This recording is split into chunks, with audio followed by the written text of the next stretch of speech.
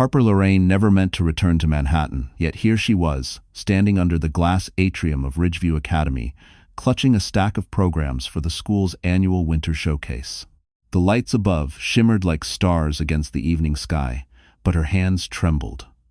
Not from fear, from the weight of a past she had buried 6 long years ago. She had rebuilt her life from dust, raised her little boy alone, carried her pregnancy through nights when she couldn't breathe from the pain of what had been taken from her. She had sworn she would never face the man who tried to erase their child. Never hear his voice again, never feel that familiar sting in her chest. But fate has a cruel sense of humor. She wasn't supposed to be near the entrance when the doors opened. She wasn't supposed to look up. She wasn't supposed to recognize the tall figure walking in with the confidence of a man who believes he owns every room he enters. Brandon Keats, her ex-husband. His black wool coat looked expensive, his smile polished, rehearsed the smile he used on investors and journalists who praised him for building an empire from nothing. She knew better. She knew exactly what he had built it on, the pieces of the people he stepped on, including her. For a split second, her breath hitched. Old memories clawed their way back, his cold voice, the pressure on her wrist, the hissed demand. "Get rid of it, Harper. I won't let a baby ruin my future." She almost turned away. Almost. But then Milo, her 6-year-old son, darted from behind the stage curtain, laughter bubbling from him like sunlight. His dark hair, his easy smile. Echoes of a man who had sworn he never wanted him. Brandon froze. No, froze wasn't the right word. He turned pale, as if a ghost had risen from the floor and wrapped icy fingers around his throat. And in that suspended second, Harper understood something with startling clarity. The past wasn't done with them yet. What Brandon did next would change everything. Before the world broke her open, Harper Lorraine had been the kind of woman people overlooked for all the wrong reasons. Gentle, thoughtful, a little too soft for New York's sharp-edged rhythm. She grew up in a quiet coastal town in Maine, where winters were long, summers were short, and kindness was still considered a form of strength. Her childhood dream wasn't fame or wealth. It was building a home filled with the warmth she never quite had. She carried that dream with her when she moved to Manhattan at 25, armed with a scholarship and an old suitcase that smelled faintly of sea salt. She worked tirelessly to become an event scenic designer, sketching stages on napkins during subway rides, learning lighting theory between double shifts, soaking in every detail of the city's grand hotels and gala halls. She believed if you created beauty for others, somehow beauty would find its way back to you. Then she met Brandon Keats. At first, he seemed like everything she hoped for, ambitious yet charming, a man who spoke of futures painted in gold. He liked the quiet steadiness in her, the way she listened without trying to impress him. He said she made him feel anchored in a world of people who only wanted something from him. She mistook that for love. But love, real love, doesn't disappear the moment life becomes inconvenient. Harper learned that too late. When she became pregnant, she thought it would soften his restlessness, ground him the way she had been told children often do. Instead, it exposed a side of him she had never seen. Cold, calculating, terrified of losing control. He spoke of timing, reputation, investors. He said a child would damage his trajectory. The man who once held her as if she were precious now looked at her as if she were a problem. And problems in his world were meant to be eliminated. That night, when he forced the decision on her, when he cornered her with threats, ultimatums, and a voice that no longer sounded human, something inside her cracked, not broken, just awakened. A woman can bend for years, but the moment she realizes she's bending toward her own destruction, she becomes steel. Harper walked away with nothing but her unborn child and a courage she didn't know she had. She rebuilt her life quietly enough for Manhattan to forget her name. But strength has a way of ripening in silence. And now, standing in that school hall with her past staring straight at her, she felt none of the trembling fear she once carried. Only resolve, because Brandon Keats wasn't the only one who had changed. And he was about to learn that the woman he threw away didn't stay broken. Ridgeview Academy wasn't just any school, it was the crown jewel of Manhattan's Upper East Side, a place where old money and new ambitions blended beneath chandeliers imported from Italy and hallways lined with donor plaques in polished brass. Every corner of the building radiated quiet prestige. The kind of place where people whispered, not out of fear, but out of reverence. Harper still remembered the first time she walked through its grand arched entrance 6 months earlier, Milo's small hand wrapped inside hers. She had been overwhelmed then by the marble floors, the glass artwork suspended like floating constellations, the sweeping view of Central Park stretching just beyond the courtyard. She felt like a visitor in someone else's dream. Now, it was her workplace, her sanctuary, the place where she finally felt like her life was piecing itself back together. As an event scenic designer, she spent countless hours reshaping its performance hall into worlds of imagination, winter wonderlands, enchanted forests, city skylines glowing with hand-painted light. The staff respected her creativity. The children adored her patience. The parents? Well, many still looked at her, the way wealthy New Yorkers often regarded people who weren't part of their circles. But Harper had learned to navigate their polite distance with a reassuring smile. Tonight, the winter showcase carried a different kind of energy, not just festive but electric, humming with the excitement of a night that meant more than songs and costumes. This was Ridgeview's marquee event, a magnet for donors, investors, journalists, and the city's most influential families. And the school board had placed enormous trust in Harper to design the entire show.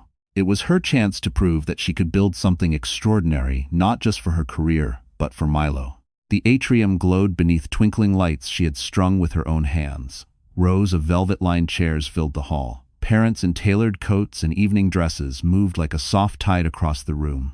And behind the curtains, children chattered nervously while stagehands made last-minute adjustments. Harper stood in the center of it all, clipboard tucked under her arm, listening as the orchestra rehearsed the opening notes. She felt something steady rise in her chest, a quiet pride she hadn't tasted in years. For once, she wasn't the woman running from her past, she was the woman shaping her future. But Manhattan, with all its glittering surfaces, had a way of revealing the things you least wanted seen. And as the doors opened to welcome the final guests, she sensed a shift in the air. A subtle tremor beneath the polished elegance, like a warning whispered through marble walls. Something was coming. Brandon Keats had always been the kind of man people admired before they understood him. On the surface, he was every Wall Street magazine's favorite headline, sharp jawline, flawless suits, the type of confidence that filled a room before he even walked into it. His rise in the real estate world was meteoric, a climb fueled by charm, calculation, and a carefully curated image of a self-made visionary. But charm is just polished armor for a man who's hollow on the inside. The guests at Ridgeview Academy saw a successful entrepreneur arriving fashionably late, his coat trimmed with cashmere, his watch gleaming beneath the atrium lights. They didn't see the man whose ambition had cost more lives than his company ever saved. They didn't see the cold fear behind his eyes, the fear of being exposed for what he truly was. A man terrified of losing control. Harper once knew that fear intimately. During their marriage, Brandon treated love the way he treated business deals, something to negotiate, something to manipulate, something to dominate. When Harper told him she was pregnant, he didn't see the miracle growing inside her. He saw a threat to his timeline, a liability, a crack in the flawless narrative he told investors at rooftop cocktail parties. And in Brandon's world, liabilities had to be eliminated. The night he forced Harper into the decision that shattered their marriage, he spoke with the precision of a man closing a deal. No emotion, no hesitation. Only that voice cold, dismissive, slicing through her hope like broken glass. After the divorce, he flourished publicly. New company headquarters, magazine features, invitations to charity galas he pretended to care about. Photos with influencers who clung to him like ornaments. He built an empire, but he couldn't build peace. Because somewhere in the back of his mind, buried beneath success, beneath applause, lived a truth he refused to acknowledge. He had pushed away the one person who ever loved him, without a price tag. And now, as he stepped into Ridgeview Academy and saw a child who carried the unmistakable imprint of his own face, that buried truth clawed its way to the surface. His breath faltered. His eyes widened. The careful mask he wore slipped just for a moment, but long enough for Harper to see it. Fear. Not guilt, not regret. Fear. He wasn't afraid of the boy. He was afraid of what the boy represented, everything he had tried to bury. Everything he couldn't buy back. And as the hum of the crowd faded into a distant blur, Brandon realized something he had never expected. The past he thought he destroyed had come back, with eyes just like his. The moment Brandon's eyes locked onto Milo, the winter showcase seemed to freeze mid-breath. Conversations dulled into a low hum, the orchestra stumbled over a note, and even the twinkling lights above felt suddenly too bright, as if the entire room understood something monumental had shifted. Harper felt the weight of Brandon's stare long before he took a single step. She could sense it crawling across the polished floor like a cold draft. She swallowed hard, reminding herself she wasn't the fragile woman he once held power over. Not anymore. Not with Milo standing right beside her, clutching her hand as if it were the safest place in the world. Brandon moved first. "Harper?" His voice cracked just barely, but enough to slice through the air. A few nearby parents turned, curious. Ridgeview Academy loved a little drama, especially when it came wrapped in designer coats and whispered scandals. Harper kept her voice calm. "You shouldn't be here, Brandon." He ignored her, eyes pinned on the boy peeking from behind her coat. Who is that?" His voice trembled, the question too sharp, too urgent. Milo blinked up at him with innocent confusion, the same hazel eyes Brandon once saw in the mirror every morning. The resemblance was undeniable, unavoidable, and Ridgeview's parents noticed. A woman in pearls gasped softly. A man beside her whispered, "He looks just like Keats." Another murmured, "Did he have a secret family?" Rumors spread faster than sound. Brandon's composure splintered. "Harper, tell me that's not—" "You lost the right to ask me anything," she cut in, voice steady but trembling underneath with years of buried pain. He stepped closer, desperation coating his words. "I thought you said you got rid of it. You said—" His sentence died when he realized what he had just revealed. Out loud, in public. Around them, several parents stopped pretending not to listen. Harper felt the sting behind her eyes, not from weakness, but from the cruel irony of it all. He had destroyed her once with those very words. And now they were destroying him. "Please," Brandon whispered, reaching out. "I need to know." Before Harper could respond, Milo tugged her sleeve. "Mommy, is that man okay? He looks sick." Laughter rippled through nearby adults, quiet but sharp enough to make Brandon flinch. His face drained of all color, his empire, his image, his carefully polished life crumbling under the weight of a child's innocent truth. And Harper realized this was only the beginning of his downfall. Harper didn't realize she was shaking until she stepped backstage, the velvet curtain falling behind her like a shield she desperately needed. The noise of the atrium faded, replaced by the muted rustle of costumes and the faint smell of paint from her hand-built stage props. She gripped the edge of a table, steadying herself as the magnitude of what had just happened washed over her. Seeing Brandon again was one thing. Hearing him expose the darkest chapter of her life in public was another. Her pulse thudded painfully in her throat. She had spent years burying the memory of that night. The argument, the threats, the way desperation had stripped her voice into a whisper. She had promised herself she would never let anyone make her feel that small again. But the moment Brandon said, "You said you got rid of it," the old wounds tore open. For a moment, she wasn't the capable designer trusted by Ridgeview Academy. She wasn't a mother who built a gentle, safe world for her son. She wasn't even the woman who had survived. She was that terrified girl again, cornered, unheard, dismissed. She pressed a hand over her abdomen, an instinct that never left her, even years after Milo's birth. It felt like she was protecting both her past and her present at once. Then Milo appeared beside her, his costume half on, his hair sticking up in soft curls. "Mommy," he whispered, sensing her distress the way only children can. "Did I do something wrong?" Those 5 words pierced deeper than anything Brandon had said. Harper crouched down, cupping his small cheeks. "No, sweetheart. You didn't do anything wrong. Not ever." He nodded, but his eyes, those warm hazel eyes, held confusion and worry far beyond his age. She tucked him gently into her arms, closing her eyes as the room swayed slightly. The exhaustion wasn't physical. It was the emotional weight of years pressing down all at once. She thought she had prepared herself. She thought time had healed more than it actually had. But the truth settled heavily in her chest. She wasn't as far from the wreckage as she believed. Footsteps approached. Soft, deliberate. Dr. Rowan Hale's voice followed, low and steady. "Harper, I saw what happened. Are you all right?" She straightened quickly, wiping her eyes before the tears could fall. "I'm fine. I need a minute." Rowan didn't touch her, but his presence alone felt like a warm hand on her back. "You don't have to be strong every second," he said gently. His eyes softened. "Not with me." And for the first time in years, Harper felt the ache of wanting to trust someone again. But trust, like healing, comes slowly, and tonight had only just begun. Harper had spent years believing she survived alone. That every step she took after the divorce, every night she soothed Milo's small cries, every bill she juggled, every breath she forced herself to take, despite the fear, was hers and hers alone. But that wasn't the whole truth. Not even close. Standing backstage with Rowan's steady gaze anchored on her, she felt the ground shift beneath her feet, not from fear this time, but from something she couldn't yet name. A warmth. A recognition. A sense that maybe she wasn't as alone back then as she thought. Rowan hesitated, then spoke. "Harper, there's something I never told you." Her heart stilled.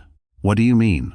He glanced toward Milo, who was now twirling in his little costume, blissfully unaware of the adult's whispered tension. Rowan lowered his voice. "I didn't meet you at Ridgeview. Not for the first time, anyway." Harper blinked. I don't understand." Rowan exhaled slowly. 6 years ago, before Milo was born, you came into the emergency clinic at Street Claire's. You were pale, shaking, crying so hard you could barely speak. I was the attending that night." Her breath caught. Impossible. Yet something in his expression, gentle but pained, made memories flutter at the edge of her mind. A white room. Cold hands. A voice telling her she was safe. She had buried that night so deeply she never connected the dots. Rowan continued. "You were terrified. You kept saying someone wanted to take your baby from you. I didn't know your name then, but I knew you were fighting for that child with everything you had left." Harper pressed a hand against her chest. The weight of his words settled like a dawning sunrise. "You sat with me?" she whispered. "The whole night?" "I did," he answered softly. "You kept apologizing for crying. And I kept telling you that what you were doing protecting your child was the bravest thing I'd ever seen." Her eyes burned. This man, this steady, quiet presence in her son's life, had been there at her darkest moment. Long before she understood her own strength. "And I made myself a promise," he added, voice trembling just slightly. "If fate ever brought you back into my life, I would make sure neither of you ever felt unprotected again." The world around Harper tilted not in fear, but in revelation. She had not survived alone. Someone had seen her. Someone had cared. Someone had stayed. Before she could respond, a voice boomed from the atrium Brandons. "Harper, we're not done talking." The spell shattered, but something inside her had already changed. Because now Harper knew she wasn't facing her past empty-handed. Fate had given her an ally long before she realized she needed one. Harper didn't sleep that night, not because of fear those days were gone, but because something Rowan said kept echoing in her mind. You don't have to be strong every second. She had spent 6 years being strong every second. 6 years surviving, stretching pennies, swallowing panic, stitching together a life for Milo from sheer determination. But strength, she realized, wasn't just survival. Strength was choosing to rise. The next morning, sunlight streamed into her small apartment overlooking the Hudson. Milo sat at the table eating cereal, swinging his legs, humming the song he would perform at the showcase. Harper watched him, a small smile forming.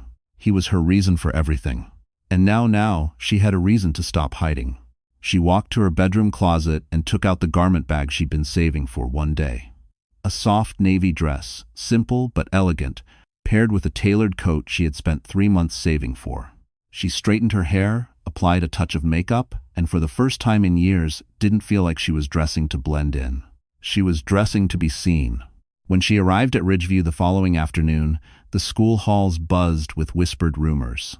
Brandon had caused quite a stir the night before, and people loved a scandal, especially one involving a powerful man unraveling in public.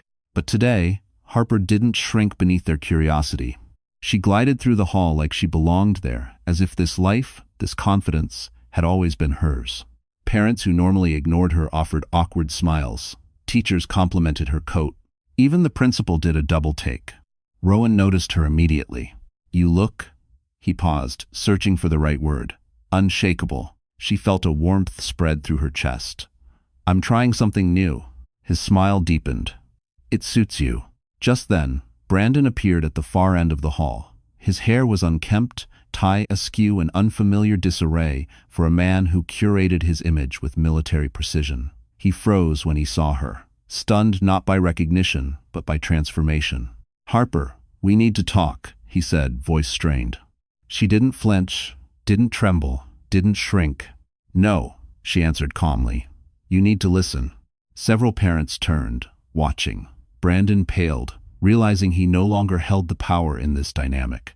Harper lifted her chin. "I'm done being afraid of you." It was a quiet sentence, but it landed louder than any accusation. In that moment, she felt something inside her click into place. A piece of herself she thought had been lost forever. She wasn't the woman he broke. She was the woman who rebuilt herself. And now, she was ready for whatever came next. The winter showcase began with a ripple of applause as parents settled into velvet-lined seats, their conversations floating beneath the soft glow of the chandeliers. Harper stood backstage, headset on, clipboard in hand, calmly directing volunteers and adjusting lighting cues. No one watching her now would ever guess the turmoil she had once carried. Tonight wasn't just a school event. It was the stage where everything would finally turn. And she wasn't the only one who sensed it. Brandon moved through the crowd with the uneasy stiffness of a man walking into a room full of knives. He was trying, failing to hide it behind a forced smile. But the whispers were everywhere.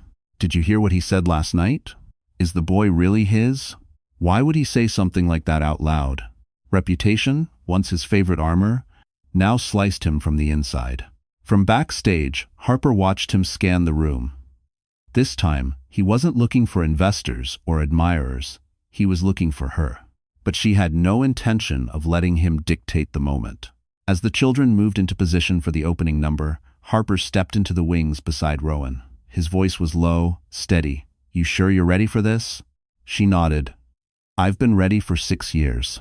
The curtain rose, and the hall filled with soft orchestral music as children danced across the stage, including Milo, whose energy lit the room like a sparkler.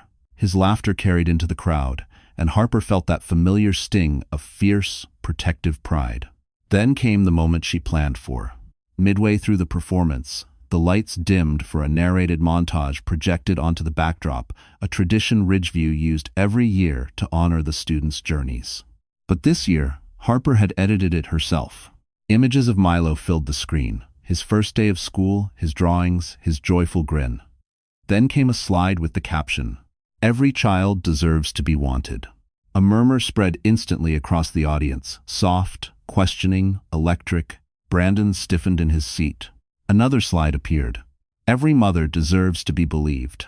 Parents shifted, whispering louder now. Some glanced directly at Brandon. And then the last image. Milo's face, smiling bright and unmistakably identical to a younger photo of Brandon, pulled from a public magazine feature. The resemblance was undeniable, irrefutable, devastating. Brandon shot to his feet, fury and panic twisting his features. "Harper, how dare you?" His voice cracked loudly enough for half the hall to hear. Harper stepped out from the wings, standing tall, calm, unshaken. "It's the truth," she said simply. The room fell silent, and in that silence, the man who once controlled everything realized. He no longer controlled the narrative. Not the story, not his image, not her. Tonight, the world had finally seen who he really was. Gasps rippled through the audience, swelling into a wave of murmurs that crashed against the velvet walls of Ridgeview's theater. The montage had ended, but its echo lingered like smoke thick, impossible to ignore, impossible to unsee. Brandon stood center aisle, breathing hard, his polished image collapsing faster than he could hold it together. His fingers shook as he jabbed a hand toward the screen, then toward Harper. "You think this proves anything?" he barked, though his voice trembled. "You think you can humiliate me in front of the whole board, in front of investors?" But it wasn't humiliation driving his panic. It was truth. And truth, for a man like Brandon, was the one thing he couldn't buy, erase, or outmaneuver. Parents exchanged glances, some pitying, some disgusted, most curious. Ridgeview families were used to scandals, but never one this raw, this personal, this morally lopsided. Harper stepped onto the stage, calm as moonlight. "This isn't about humiliating you," she said. "This is about finally saying what should have been said years ago." Brandon laughed too loudly. "You stole my child from me." The room recoiled. Rowan rose from his seat in the front row, eyes sharp. "You told her to get rid of that child," he said evenly. "We all heard you last night." Brandon's jaw tightened. "Stay out of this." "I won't," Rowan replied, stepping closer. "Not when a woman who fought for her child is being blamed by the man who abandoned them both." Gasps again, this time sharper, more decisive. Harper felt something tighten in her throat. For years, she had fought alone. Now, someone fought beside her. Brandon's face twisted with the desperation of a man losing control of every thread he once gripped. "Harper, you don't get to rewrite history." "I don't have to rewrite it," she said softly. "You wrote it yourself. I'm only done hiding it." Milo, still in costume, stepped out from the wings at that moment, wide-eyed, innocent, unaware of the impact of simply existing. His presence was a mirror Brandon couldn't escape. The audience fell utterly silent. Brandon's voice cracked. "The boy? He's really—" Harper nodded once. "He's yours, and he's everything you feared, proof you were wrong." Brandon swayed, the world tilting underneath him. For the first time since she had known him, Harper saw not arrogance, not ambition, not cruelty. She saw a man facing the consequences of his own choices. This was the moment his kingdom began to crumble. And the moment hers began to rise. The showcase ended, but the echo of everything that happened lingered like a storm refusing to leave the skyline. Parents trickled out of the auditorium in tight clusters, whispering behind manicured hands, their eyes darting between Harper, Rowan, and the man unraveling near the exit. Brandon wasn't the center of the room anymore. He was the warning whispered about at the edges. Harper guided Milo toward the dressing area, trying to shield him from the tension crackling through the air. But before she could slip away, Brandon blocked her path with a shaky breath and a face drained of color. "Harper, I need to talk to you, please." The please was new, unsteady, almost foreign to his mouth. Rowan stepped forward instinctively, placing himself between them, not aggressive, just protective in a way that made Harper's heart pull tight. Harper touched Rowan's arm gently. "It's okay. I'll hear him out." Reluctantly, Rowan nodded, staying close enough to intervene if needed. Brandon took a breath like a man swallowing broken glass. "I didn't know. I didn't think, Harper. Why didn't you tell me he was mine?" Her voice didn't rise. It didn't shake. It simply held the weight of everything he had forced her to endure. "Brandon, you told me to get rid of him. You made your decision long before I made mine." His eyes flickered, shame and panic warring in his expression. "People say stupid things in fear. I was young, I was overwhelmed." "You were cruel," Harper corrected softly, "and you didn't want to change." He flinched. For a moment, he wasn't the powerful real estate mogul Manhattan admired. He was a man stripped of his excuses, staring at the consequence he had spent years avoiding. "I want to be in his life," Brandon whispered. "He's my son. I deserve a chance." The air froze. Harper felt her stomach twist. Not in fear this time, but in anger. "You deserve a chance?" Her voice stayed calm, but it carried steel. "What Milo deserves is safety, stability, love. You didn't give those things to me when he needed you most." Brandon looked at Milo, who was now stacking tiny wooden blocks on a backstage table, humming to himself.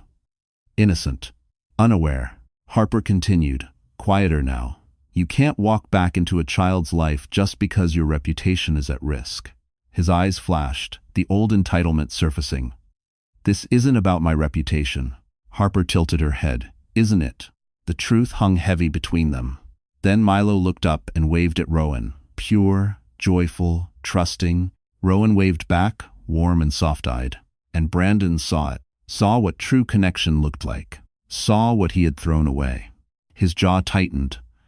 "This isn't over." Harper exhaled slowly. "No," she said. "But for once, you're not the one in control." Brandon left Ridgeview that night with the uneven gait of a man walking through the wreckage of his own making. His car waited outside, sleek, black, expensive, but even luxury couldn't hide the shaking in his hands as he unlocked the door. Cameras flashed from across the street. A reporter shouted a question he pretended not to hear. He'd lost control of the moment, And now the world smelled blood. Meanwhile, Harper remained backstage, kneeling beside Milo as he packed away his costume into a little plastic bin covered in stickers. Rowan lingered nearby, giving her space but refusing to leave until he knew she was steady. "You did the right thing," Rowan said gently. Harper let out a slow breath. It didn't feel good. It just needed to be said. "That's what the truth often is," Rowan replied. "Necessary, not easy." Before she could respond, Principal Hanover approached, her heels clicking sharply against the floor. "Harper," she said, voice low but warm, "I saw what happened tonight. Are you all right?" "Yes," Harper answered. "I think I am." The principal nodded, hesitating before adding, "I don't know the full story, but I do know this. You handled yourself with grace most people can't summon under pressure." Those words meant more than Harper expected. For years, she had survived in silence. Tonight, she had spoken. After collecting Milo's things, Harper stepped into the cold December air. Glittering city lights reflected off the thin layer of frost on the sidewalk. She pulled her coat tighter, Milo's small gloved hand tucked into hers. That's when her phone buzzed. Unknown number. She almost ignored it, until a second text came through. "Miss Lorraine, this is Attorney Sloan Morgan. We need to discuss Mr. Keats' behavior and the legal implications. Please call at your earliest convenience." Her stomach tightened. More texts followed. "A board member from Ridgeview. If you need support, you have it. A parent. The way he spoke to you was unacceptable. Another. We stand with you. Support. Unexpected. Powerful." As she scrolled, one final message appeared from the city's largest real estate blog. "Breaking. Brandon Keats heard admitting he pressured ex-wife to terminate pregnancy. Source. Multiple witnesses present." Harper froze. Rowan, noticing the shift in her expression, stepped closer. "What is it?" She handed him the phone. He read the headline, jaw tightening not with anger at her, but for her. "This is going to spiral," he said softly. "Yes," Harper whispered, because truth didn't just hurt. It echoed. It changed reputations. It shifted power. It demanded justice. And for a man like Brandon, who had built his empire on polished lies, the fall was only just beginning. The morning after the winter showcase, Manhattan woke up hungry for scandal, and Brandon Keats was the perfect meal. News alerts pinged across phones, headlines dripping with the kind of drama people pretended not to enjoy, but devoured anyway. Real estate mogul heard, admitting he pressured ex-wife to terminate pregnancy. Ridgeview Academy witnesses explosive confrontation. Within hours, commentators were speculating on investor reactions, boardroom damage control, and whether Brandon's company, Keats Urban Developments, could withstand the blow. Meanwhile, Harper sat at her small kitchen table, Milo coloring beside her, while Rowan brewed coffee like he'd done it in her space 100 times. The warmth of the room contrasted sharply with the storm swirling outside. "You okay?" Rowan asked gently as he handed her a mug. Harper nodded, though her fingers trembled around the porcelain. "I didn't expect things to go this far." "You didn't push anything," Rowan reminded her. "You told the truth. What happens next? That's on him." But the truth had momentum, and momentum didn't slow down just because she felt overwhelmed. Her phone buzzed relentlessly, texts from attorneys, parents, journalists. She ignored most of them, until one message appeared from an unfamiliar number. "Miss Lorraine, this is Amelia Price from the New York Legal Defense Network. We provide free legal protection for women facing threats from former partners. Given Mr. Texture, Keats' rising hostility, we strongly advise you speak with us." Rowan read the message over her shoulder, concern flickering across his face. "He's not going to take this quietly." Harper said. He never did. Across town, Brandon paced his penthouse like a man possessed. Every call from investors was colder than the last.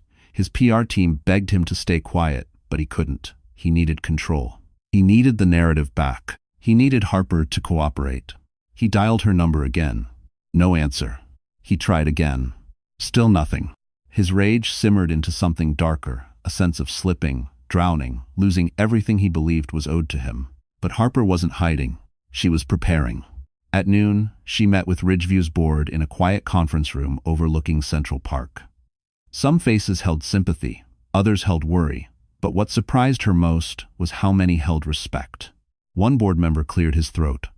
Harper, given last night's events, Brandon Keats may attempt to discredit you. We'd like to assure you the school supports you fully. Another added, and if he pressures us regarding real estate negotiations, we will document everything. Harper blinked. Real estate negotiations? The board exchanged looks. Keats Urban Developments has been trying to acquire the land behind the school for months, the chairman said. It borders a property under your grandmother's name. We assumed you knew. Her breath caught. No, she hadn't known. Not yet. And that missing piece of information would change everything. Harper felt the room tilt, though she kept her expression steady. My grandmother owned land behind the school? She asked quietly. The board members exchanged uncertain glances, as if they realized they may have revealed something she was never meant to hear this way. Yes, Chairman Lawson confirmed. A small parcel, barely half an acre, but strategically positioned. Developers have been trying to buy it for years. And my grandmother? She never sold it? No. In fact, she left strict instructions in her will that it should never be transferred without your explicit consent. Harper's pulse quickened. She sat back slowly, her mind racing not with fear, but with the slow, dawning awareness that fate had handed her something she didn't even know she possessed. A piece of land, behind Ridgeview Academy, desired by one man in particular. Brandon. Lawson continued. We assumed you were already aware, since Mr. Keats' team approached us several times referencing your name in the ownership timeline. Harper's eyebrows knit. They referenced my name? Yes, he insisted he had access to the property through marital ties. We pushed back, but the chairman hesitated. He seemed very confident. Confident. Of course he was. He always assumed she would bend. Even in absence, he believed she was still under his control. Harper steadied her breath. May I see the documents? Within minutes, Lawson slid a folder across the table, scanned copies of old deeds, signatures, property maps. She flipped through them, her finger pausing over the most shocking detail. Her legal name, Harper Lorraine Keats. She had kept her maiden name after the divorce, but legally, on paper, her married name had remained in limbo because she never processed the reinstatement forms. Brandon must have known. He must have counted on it. And worse, he believed she would stay passive, uninformed, irrelevant. But standing in that conference room, winter sunlight pouring over the long oak table, Harper felt the shape of the story shifting. Not just the story of the land, but the story of her life. Rowan, seated beside her, saw the change in her posture. What does this mean for you? He asked softly. Harper closed the folder with a quiet finality. It means, she said, voice calm but carrying steel. Brandon's entire project depends on property he doesn't own, property he assumed I would hand over without question. A murmur rippled among the board members. And will you? Lawson asked cautiously. Harper looked out the window at the courtyard, where Milo was chasing snowflakes as if the world had never hurt him. Her jaw set. No, she said, not now, not ever. She rose, gathering the documents. The board watched her with admiration, with awe, and maybe with a little fear. Because for the first time, Harper wasn't just surviving. She was holding the leverage. And Brandon Keats had no idea the ground was already crumbling beneath him. Brandon didn't wait long to make his move. By late afternoon, Harper received a terse email from Keats Urban Developments requesting an urgent meeting regarding mutually beneficial land negotiations. The message was dressed in corporate politeness, but the subtext was unmistakable. He finally realized he needed her. For a brief second, she stared at the glowing screen, astonished at the irony. 6 years ago, she was the one begging him to listen, to consider her heart, to value the life growing inside her. And he had dismissed her as if she were disposable. Now he needed something from her. Something only she could give. Something she would never surrender. She replied with a single sentence. There is nothing to negotiate. Minutes later, her phone rang. She didn't have to look at the caller ID. Harper, Brandon snapped the moment she answered. You're making a mistake. No, she said calmly. I'm correcting one. You don't understand what's at stake, he hissed. My company has invested millions. Investors are waiting. I have deadlines. You should have thought about that before you tried to erase your own child. Silence. Sharp, cutting. Then a low, dangerous exhale. You're doing this out of spite.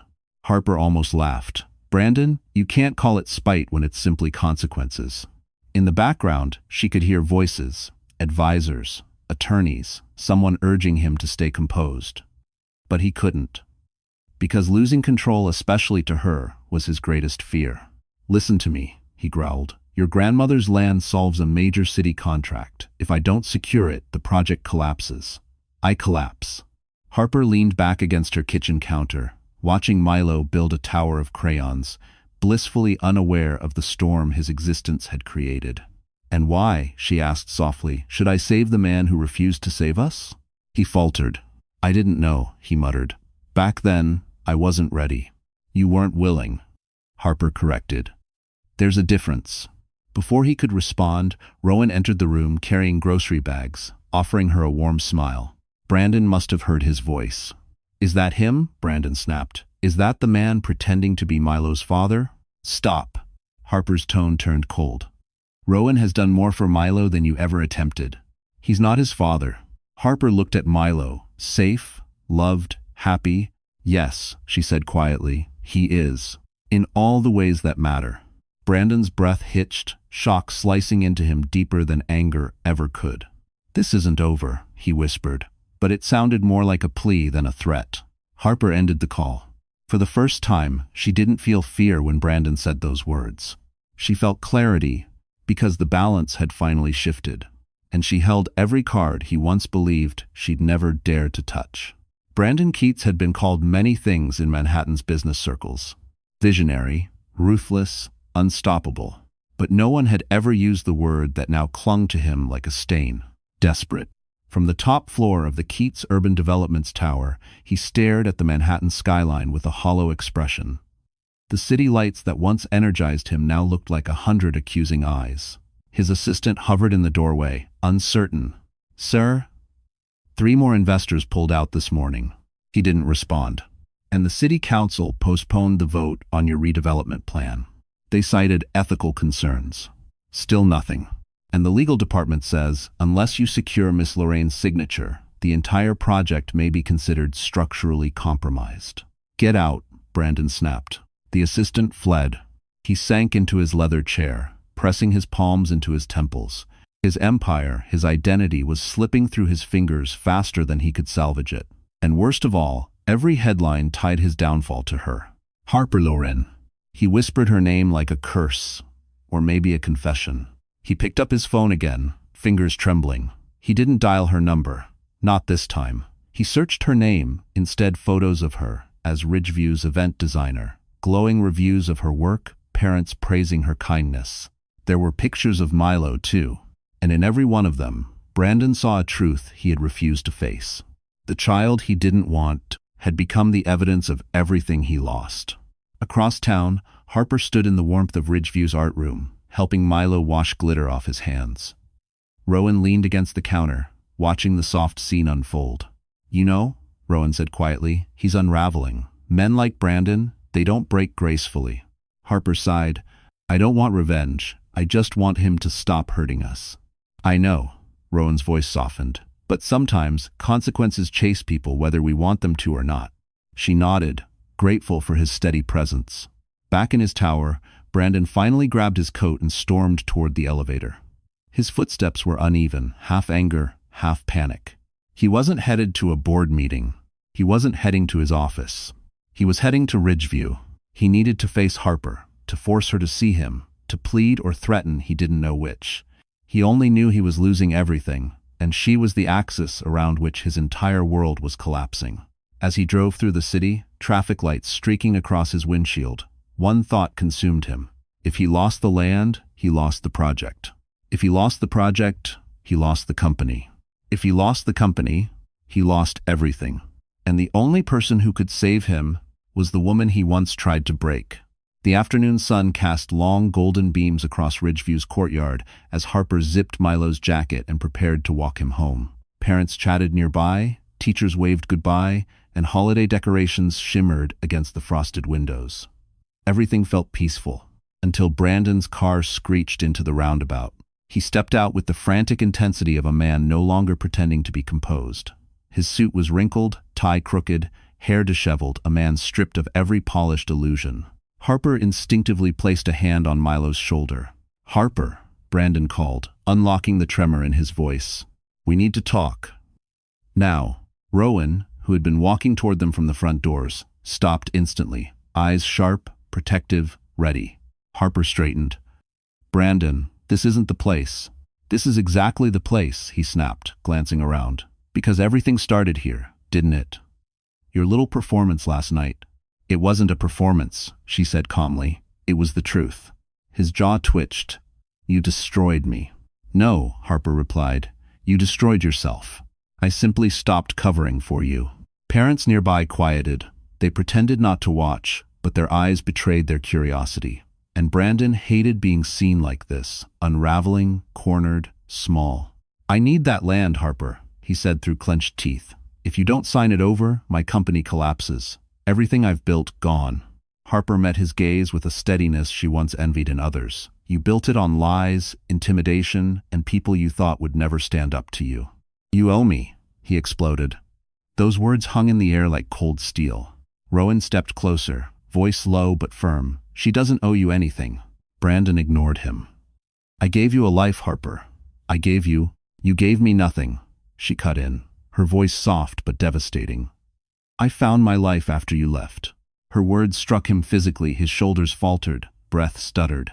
Then Milo, who had been quiet, looked up and asked innocently, "Mommy, is he still angry because he made a bad choice?" Gasps slipped out around them. Brandon's face drained. Harper knelt beside her son. "It's not your job to fix grown-ups' bad choices, sweetheart." Rowan's hand gently touched her back, a silent show of support. Brandon stood frozen, a man finally confronting the truth he spent years outrunning. "You think you've won?" he whispered, voice cracked. "It's not about winning," Harper said, rising to her full height. "It's about finally being free." He stared at her, breathing hard, defeated yet still burning with a last flicker of denial. "This conversation isn't over." Harper turned away, taking Milo's hand. "For me," she said softly, "it is." And as she walked off toward the fading winter light, Rowan matching her stride, Brandon Keats stood in the courtyard, the powerful man who finally realized he had no power left. 2 days later, Manhattan woke to a storm, not of weather, but of headlines. Every major outlet, from business journals to morning talk shows, carried the same explosive story. Whistleblower leaks. Keats Urban Developments under investigation for fraud and coercion.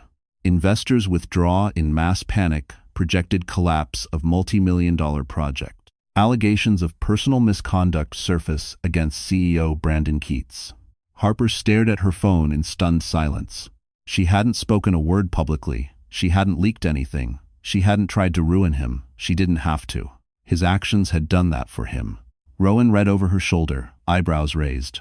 "This is significant." "Too significant," Harper whispered. Someone went digging, and someone had found everything. Across the city, in his penthouse, Brandon's world was imploding. He slammed his laptop shut, chest heaving. Who did this? Who leaked those files? His legal team stammered through excuses, but Brandon wasn't listening. He paced the room like a caged animal, gripping his hair with shaking hands. The documents leaked were damning. Fake permits, falsified zoning claims, investor manipulation. And worst of all, a recorded phone call from years ago, capturing his voice coldly pressuring Harper to terminate her pregnancy. He had forgotten that conversation was ever documented. Someone hadn't. But who? Meanwhile, at Ridgeview Academy, Harper tried to focus on work. Parents greeted her with warmth, teachers offered nods of quiet solidarity. It was surreal. After years of being invisible, she was suddenly seen, respected. But she didn't feel triumphant. She felt cautious. "Do you think Brandon will come after me?" she asked Rowan in a low voice. Rowan shook his head. "He can't afford to. Not now." Yet Harper sensed the storm was still building. That afternoon, Principal Hanover called her into the office, not with concern, with gratitude. "Harper," she said gently, "the board unanimously approved a motion to discontinue all communication with Keats Urban Developments. And given the land you own, we'd like to discuss a community-centered plan that would put you in a position of leadership." Harper blinked. "Leadership? Her? Why me?" she whispered. Hanover smiled. Because you're the only one who's acted with integrity throughout this entire ordeal.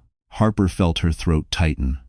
Not from fear, from validation she never expected to hear. As she stepped out of the office, Rowan leaned against the wall with a teasing smile. Good news? She nodded, overwhelmed. But before she could tell him, her phone buzzed violently in her hand. Unknown number. A voicemail. She pressed play. Brandon's broken voice spilled through the speaker. Harper, please. I need your help. They're investigating everything. My company is dying. I'm losing everything. Please call me back. You're the only one who can fix this. Harper lowered the phone slowly. The man who once tried to erase her existence now begged for her to save his. And she knew, without hesitation, she wouldn't. For the first time in years, Harper felt the world slow down just enough for her to breathe. Not the frantic, shallow breaths of survival, but the grounded kind that belonged to someone who had finally stepped out of the shadows. The investigation into Brandon intensified daily. Reporters camped outside his office, investors abandoned him. City officials distanced themselves with carefully crafted statements. His empire, once untouchable, now crumbled with every headline. But Harper? Her life gently bloomed. Rowan invited her and Milo to a small winter fair along the Hudson River. The lights shimmered across the water, casting reflections that danced like small galaxies beneath the sky. Milo ran ahead toward the carousel, his laughter echoing with the kind of innocence Harper once feared he would never get to experience. Do you ever think about what would have happened if you hadn't left him? Rowan asked, as they watched Milo climb onto a painted horse. Harper wrapped her scarf tighter. Sometimes, but the woman who stayed is not the woman I am now. Rowan looked at her, really looked. You're stronger than you know. She met his eyes, warmth spreading through her. I had to be. He hesitated, then spoke the words he'd held for years. Harper, the night I first met you at the clinic, I never forgot you. I didn't know your name, but I remembered your courage. Her breath caught. All this time, he continued softly, I hoped you'd find your way to a life that loved you back. I didn't expect to be part of it, but I'm grateful I am. Harper felt something inside her unlock, something she'd kept barricaded behind fear and memory. She didn't answer him with words. Instead, she let the silence between them soften, deepen, become something tender. Milo hopped off the carousel and ran toward them, cheeks pink from the cold. Mommy, Dr. Rowan, did you see me? Rowan lifted him high with ease. You were incredible. Harper felt tears prick her eyes, not from sadness, but from a quiet, overwhelming gratitude. As they walked back through the twinkling lights, Rowan gently brushed a snowflake from her hair. You don't owe him anything, he murmured, but you deserve everything you've been denied. She didn't look away this time. I'm starting to believe that. When they reached the river's edge, Harper paused, staring out over the shimmering water. For the first time, she wasn't looking back. She was looking forward. Behind her, Brandon's world burned. Ahead of her, a new life waited steady, warm, entirely her own. And just like that, our story comes to a close. If you're still here with us at this moment, my friend, then something in this journey must have touched your heart in a way words alone can't explain. And maybe, just maybe, you recognized a part of yourself in Harper's strength, her fear, her healing, or her rise. Life has a quiet way of reminding us that we're stronger than the storms we survive. The Stoic philosopher Marcus Aurelius once wrote, "The obstacle is the way." And Harper's story is living proof. What tried to break her became the doorway to the life she truly deserved. Sometimes, the world won't give us justice, but we can choose freedom. Sometimes people won't give us kindness, but we can choose to be kinder to ourselves. Sometimes love fails us. Only so better love can find its way. If this story reached you, stayed with you, or healed a small corner of your heart, then don't go quietly. Leave a like, share it with someone who needs strength today, and subscribe to stay with our little community here. You're not alone, and your story, just like Harper's, is still unfolding.